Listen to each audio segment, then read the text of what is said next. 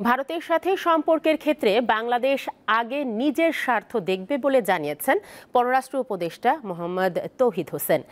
আজ ঢাকায় এক আলোচনায় তিনি বলেন, ঢাকা কারোর জন্য আতঙ্কের কারণ হবে না। ভারতীয় গণমাধ্যম নেতিবাচক সংবাদ দিচ্ছে বলে মন্তব্য করেন পররাষ্ট্র উপদেষ্টা।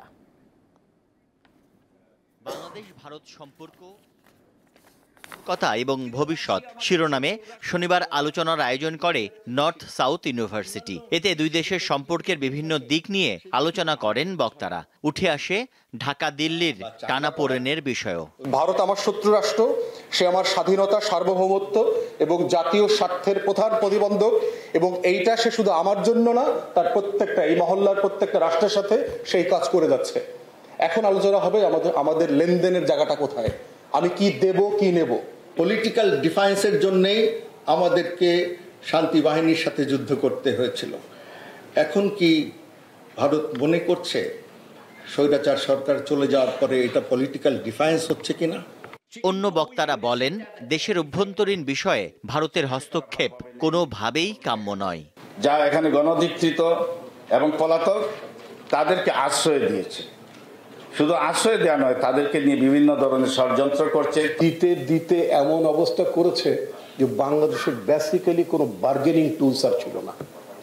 আজকে যে নতুন অবস্থার মধ্যে আমরা পড়েছি, যে সংকটটার মধ্যে পড়েছি, আমাদের যে একটা সিকিউরিটি থ্রেট সামনে এসে গেল, এখানে আমরা কিভাবে মোকাবেলা করব।